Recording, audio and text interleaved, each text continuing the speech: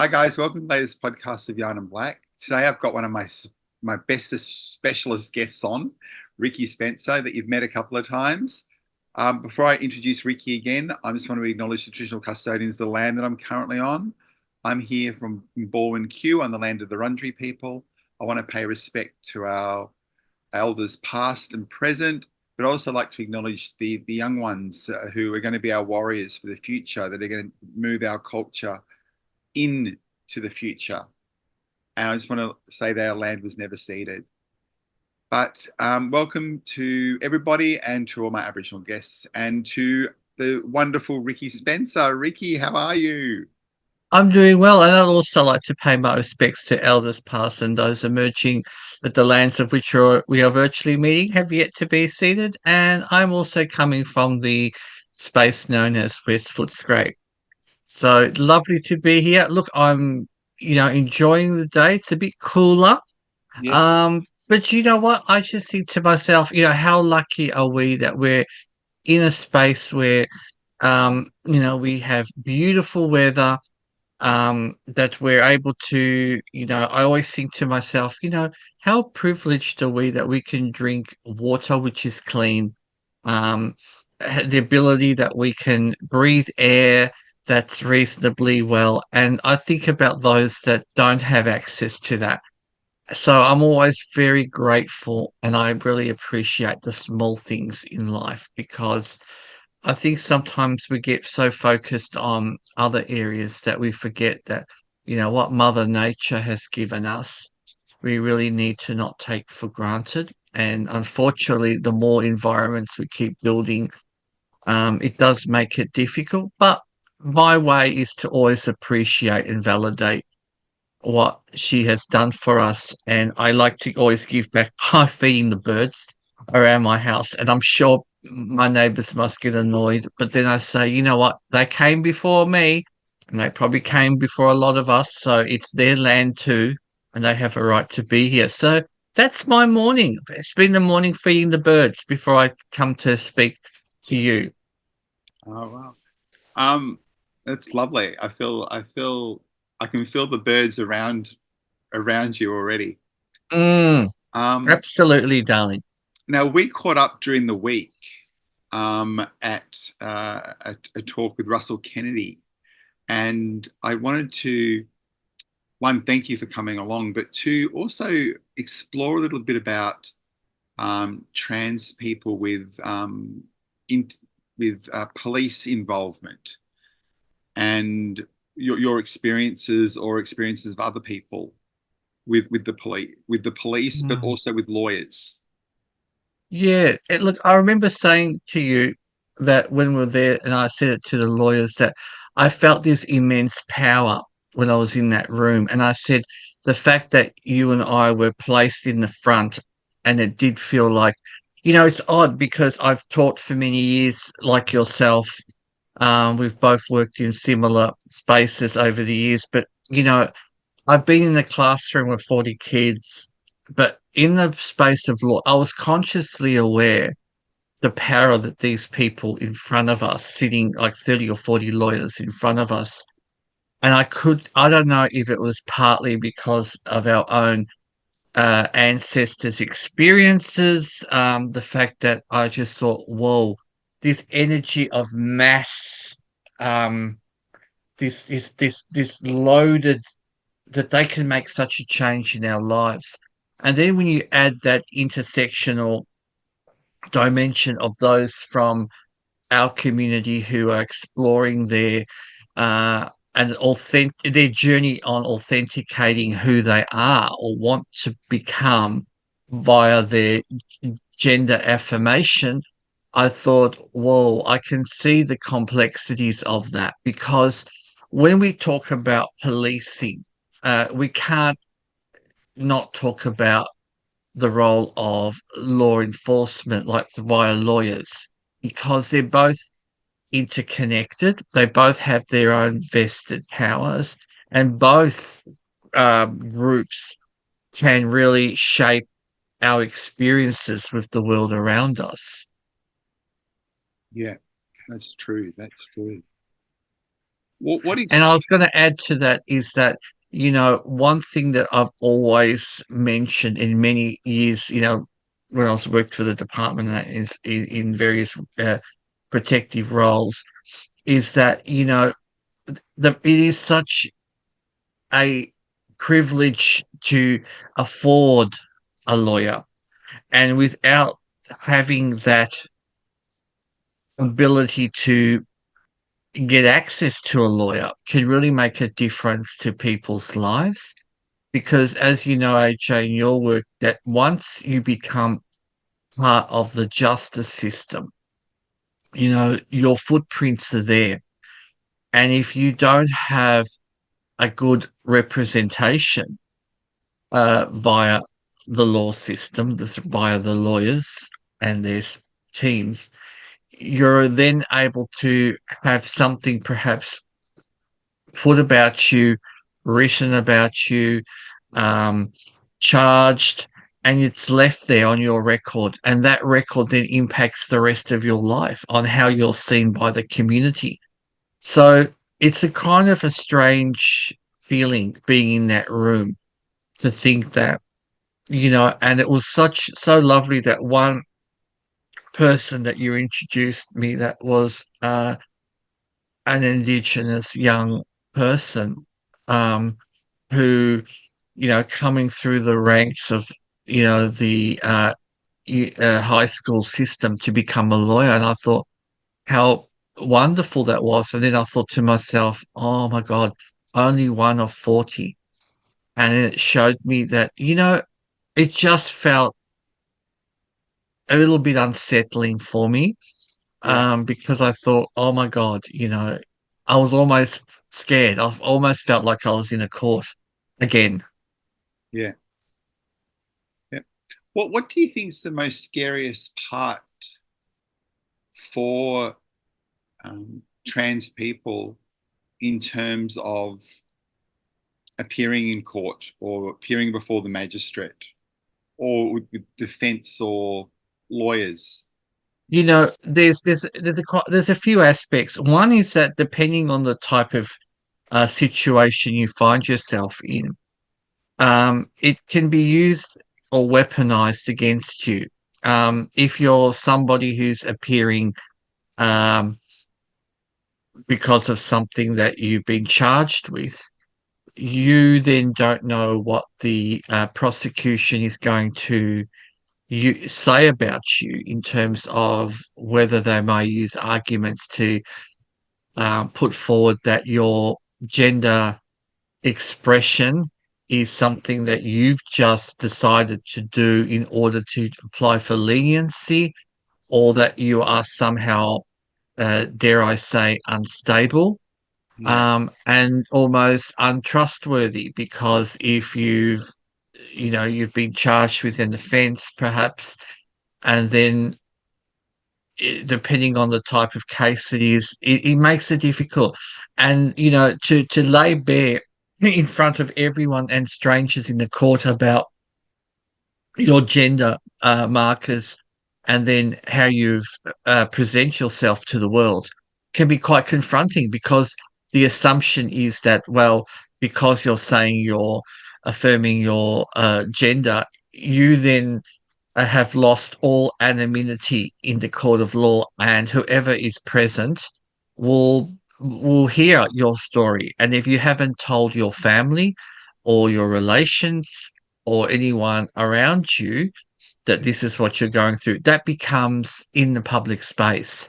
So it does present a complex. And I think, just to add to that, there's always been a complex relationship with policing. And the term before transgender was transsexual.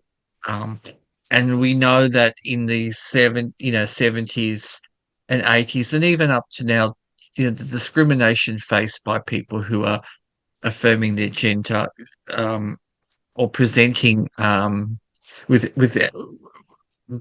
beyond the binaries of what's expected of males and females to act in a public space. You discriminated in terms of getting work, even education, relationships, housing. they're all interconnected.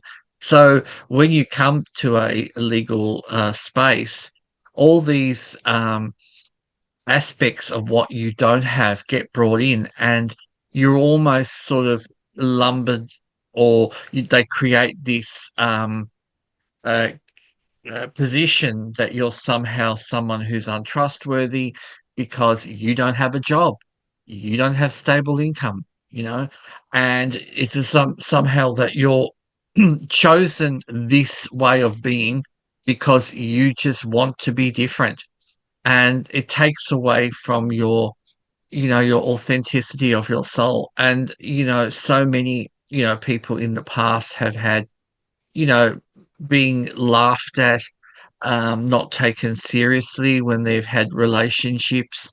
And, that's why we've had spaces created like, Transfem, which is a space that does a lot of good work in those who are trans women who date cis men, and the experiences of domestic violence and partner violence perpetrated by men who sometimes sexualize and fetishize trans women as an object of something to use and misuse, as seen, as we know, in the depictions in pornography. So it really paints a picture of someone who is trans, especially trans women, as something to be to be played with, but not taken seriously. And that has an impact then in courts, because if people's own biases or unconscious bias about what they see might see that, and also the association that somehow if you are transgender, you're more likely to you want to engage in sex work, and that you're there to do tricks and use that as your vehicle for being. And that's definitely not the case a lot of times, that if people do resort to sex work, it's more for means of survival than for pleasure seeking. Yeah. Now, when you go and talk to people, you give a lot of yourself. Mm. And how, how do you feel after you've actually done a workshop or spoken to a group of people about your personal experiences? How do you feel yourself, and what do you need to reground yourself? There's more work now being done on the concept of disclosures and what it's like for when we start talking about our experience. So for me specifically, um, I use that as a tool of my living experience in the health spaces. So I'm very much now only focused in health equity spaces, as opposed to just general talking about diversity. And the reason why I don't go into those general spaces of diversity is that every time you tell your story, whether how you became who you are in your adoption stories, it takes a toll on you, because you start to reflect. It's not just, I think sometimes people forget that when you start um, recounting things that have occurred in your life, you are reliving part of those emotions, even though you may feel you've processed some of the hurt and pain, um, especially, but it still brings it up to the surface. And you have to be very careful that when you do disclose, that you look after yourself well, and that you realize that you can't take something back once you've said what you've said, especially now, in the last 20 years that we have the internet and digital footprinting, that it's out there, and I know, AJ, sometimes people will say, oh, Ricki, if I'm doing a recording of some sort, did you want to take this bit out or that? And I say, no, because for me, I'm at that age in my life that I am what I am. I've gone through things, and it's all about now, giving other people an opportunity to realize that you can, in fact, have a fulfilling life if you have a number of mental health conditions and disabilities, and you can live productively as a trans person or non-binary person, and really also see that the experiences that you've had adds to your self of being a resilient soul, that you're able to navigate that without feeling bitter, without feeling resentful, you know, because I always say, you know, you get more with honey than with hate. And, you know, whenever I do any sort of disclosures or talk or talk or work with social work students, I always say that, you know, the tools you bring to a space are important, but always be mindful that, you know, you do it in a place of care, that even when you're talking about things that you've gone through, to really authentically tap into your strengths Mm. and present the information in a way that showcases how strong that you've come through, and that you're still at peace with, I always say, the world around you, nature. You know, I don't blame the environments and create hate. You know, add something of positivity to your story, and that Yeah. really does help let people remember something good, that, oh, this person's been through a lot, but wow, they've gone through a lot, and look at them now. They feel as though they're thriving and they're comfortable with who they are, because that's what people want to hear. That, you know, anyone that's different from you, and you can point out the challenges that you face, but you don't are seen as though those challenges you're blaming for somehow not being able to access and be a better person for it. Yeah. Yeah. What feedback would you give young people transitioning who will come to you go, well, how how do I start these conversations with my friends and family? It's just something that, you know, I would always say, explore yourself by first having protective factors around you. And what I mean by that is, you know, speaking to someone professionally first. You know, there are so many wonderful counseling services now for young people, Headspace. Um, there's some space called Transcend. Minus 18 is a wonderful space that you contact, that to where you can have a conversation to really start exploring that side of yourself and what it would be like to reveal something of yourself perhaps that you haven't revealed before. I mentioned earlier, it's like once you open that door, um, it's sort of like it's hard to close it back.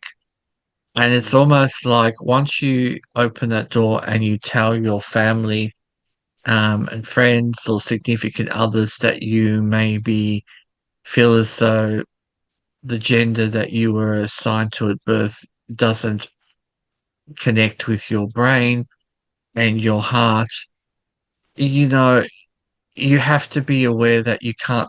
Well, I guess you could take those words, but it's out there in the universe. So you have to be able to process that. Most young people, once they come to some form of affirmation, are quite adamant they know who they are and where they want to be. But it's just having the supports around you. And that's why it's so important that, you know, you connect with spaces like minus 18, Headspace, where you can get that support from not just also trained psychologists and doctors, but they're also great social workers, youth workers, and peer mentors who can really support you in that process, because it's all about forming your community of care, being around others perhaps like yourself. And there's so many wonderful youth groups now that have propped up all around Australia where young people, under 18 can meet in a supported, safe space and really kind of learn to make friendships, understand consent, understand connections, because for a lot of young people in schools, there's still the mess, health education and well-being is still predominantly focused on the heteronormative ways of being. And, it's very hard, I guess, also in some schools to kind of provide the information for young people about, trans health, which is an area that's important, but it's complex because I guess people forget that, you have to look at the teachers themselves. If you're a teacher who's never had any experience with transgender people around you, or you're very much binary and you live in a heteronormative world and you have no understanding, or you choose not to because it's not in your belief system, it's very difficult for then that teacher to really present a curriculum that kind of expands and explores what it's like for somebody whose body is perhaps weaponizing against them, and how you deal with things like puberty, safe sex relationships, which are all can be quite confronting, even for, and we know that, the average age of a teacher coming out of school these days is, I think, is 23 or 24. So a lot of people are still exploring their own sexuality, maybe their gender. So it can make it difficult then when you're in a room with a lot of young people. Um, and you might get giggles and laugh and people might make fun. It's really difficult to then really explore some of those really important tenets of being safe. We know a lot of people who are trans have a higher rate of experiencing self-harm, hurting themselves. And that's sort of why the work that needs to be done. But, there's still work that needs to be done on it. And unless there's an agreement with all the states to allow to have these programs in school, it makes it a bit difficult. Yeah. We always talk about allyship for First Nations people, but what makes a good ally for trans people? I think just letting people be themselves, listening and accepting people on their terms. One thing I think a lot of people forget that you can do to be an ally is just being inclusive in inviting people to events, your home, going out with people, asking them how their weekend was, what did they get up to not filter those social situations that so many, many people will tell you, of my generation, that, you grew up in when, in workplaces that people would say, "What did you do on the weekend?" The football, and then they'd come to you and it would be just silence, or they would just glaze over you and ignore you. And it's the same thing for young people if they're listening to this. In the classroom, is take the lead. Someone's looks like they're isolated or alone, or no one's asking, "Hey, how was your weekend? Did you watch anything on TV? Did you want to come and have some lunch today?" And not to realize that it's okay to be friends with somebody who's gender diverse, presenting. It doesn't necessarily mean that you're sexually attracted, if that's your fear, or that the person who is transgender diverse is going to be somehow think that you're attracted to them and you want to do things with them. I think you have to just realize that friendship for pure friendship's sake can take place.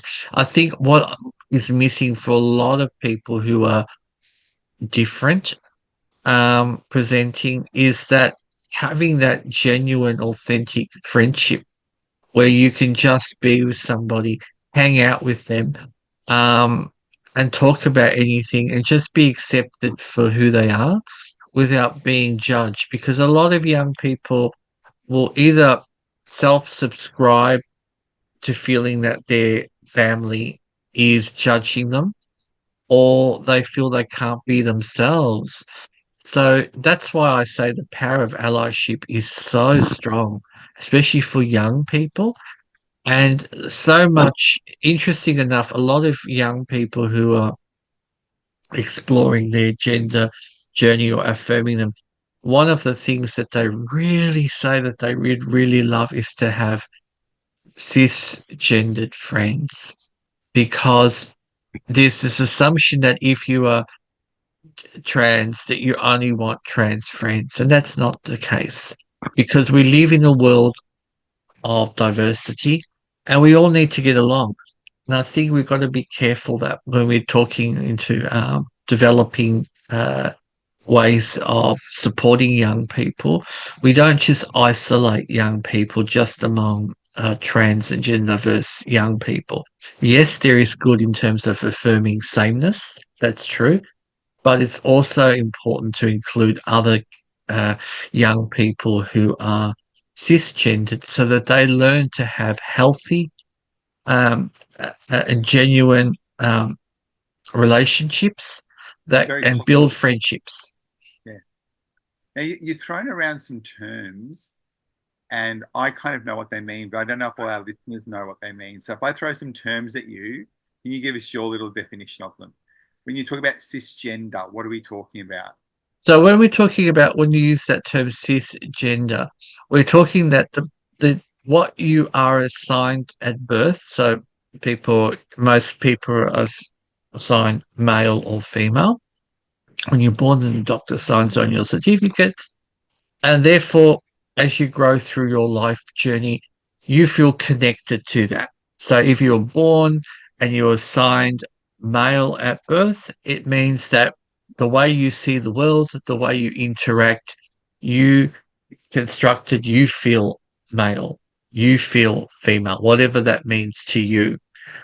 When you're somebody who's assigned male, but you feel as though that your body does not match up to what your brain is telling you, and that you wish that you perhaps didn't have the anatomy that you have, your reproductive anatomy, then there's a possibility that, which is referred to as gender dysphoria, that perhaps that you may be somebody who's possibly um, that you somehow aren't not the gender that you were assigned to, and that you may be navigating towards another gender. Or you might be somebody who sits in a non-binary space, which means that you are comfortable with feeling male and female at the same time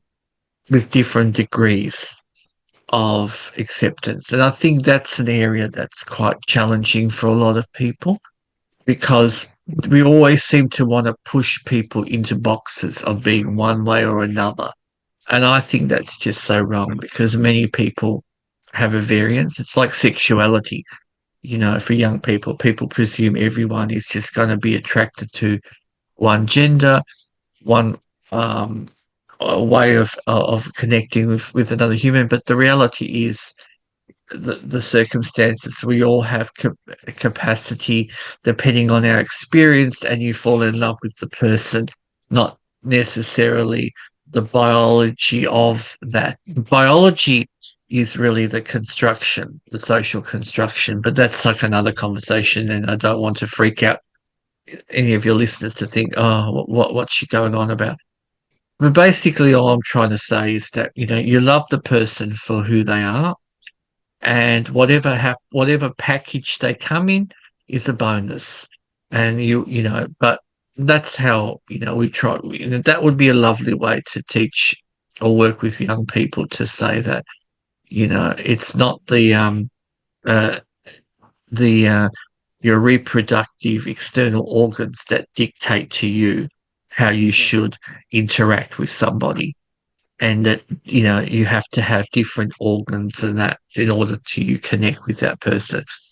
I'm putting it brutally like that because sometimes you need to kind of not, dare I say, whitewash with words, and you put it out there. I'm all about think about the spirit. Think about the fact that it's about connecting with your soul to another person, whatever that person happens to be.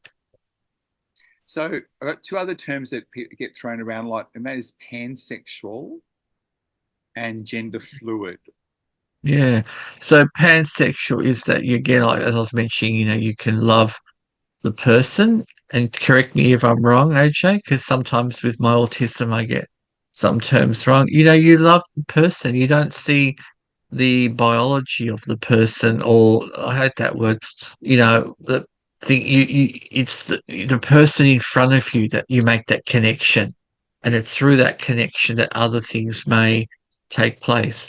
There are those people who don't have any sexual attraction to either genders or all genders, but they just have a different way of being. So we really got to move away from this thinking that people are born, and then you're either going to have relations with one sort of gender, and that's it, and it's fixated, and it's like that's it. The whole what they used to say, the horse is bolted. You have this, and that's it for the rest of your life. That's not the case. And the work that I do now in the aged care spaces is about older people exploring their gender and their expressions of love, which can cross all gender expressions, can cross all uh, forms of all sexual expressions, all gender expressions, and it's a way of people feeling connected, and that's what we got to look at. Gender fluid. It's like you consider that how the person sees themselves and the world around them. And it could be that you have aspects of yourself which are ascribed by society as deemed as male behaviors or female behaviors. Again, it's socially constructed realities, but you adopt them and you feel comfortable with them. So you might be somebody who loves to wear makeup, or you love the sensation of wearing a dress, but you may still doesn't mean you necessarily want to change your, and assigned a medical affirmation surgery. It's just that this is how you wish to present to the world, and it matches with your internal construct of who you are. It's a lovely way of being. I think it's a Western system that we freak out, but if we look at other cultures and we look at look out through history, and we look at other spaces, and we can see that it's how we construct color and ways of covering ourselves. But when you look at beautiful cultures like in Canada, native Canadians, and look at those native Americans and how they have those beautiful colors and featherings, that you can see that it maybe it's something that naturally we are like the birds, who are attracted to with the full plumages, and the Yeah. peacocks, that we are ourselves. That's a natural way. And dare I use that word natural to be embracive of diversity. When I use natural, I use it in I'm clear on that. It's the embracing of diversity, not natural in terms of being biased and religious and affiliated with a bias on heteronormativity. No, if it's natural, it means it is embracing of everything around us. Yeah. Beautiful. I know I'm watching the time, and we always run out of time, but I know that you're coming back next week for our next yarn, so we'll continue on then. But what would you like people to walk away with from our yarn this morning? Look, I would love, especially if you're somebody that's has a young person born on country, and you're very connected to community, as a lot of people are, and you have somebody that you feel or has disclosed to you to say, you know what, Auntie, I really feel as though I want to, I was born, I wanted to be a woman, but, and I don't know. Support them through that. Be there with them. If you don't understand yourself, reach out. There's 13 Young, which is peer led and anonymous. You can ring up. There's um, uh, -18. There's Headspace. There's many spaces that you can talk to, and you can speak to these spaces anonymously, and you can get the support.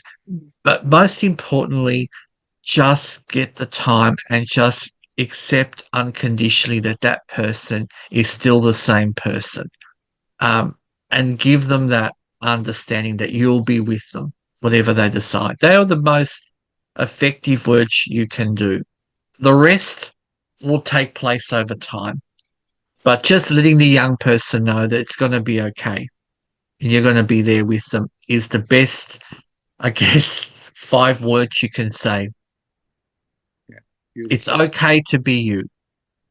Yeah, that's beautiful.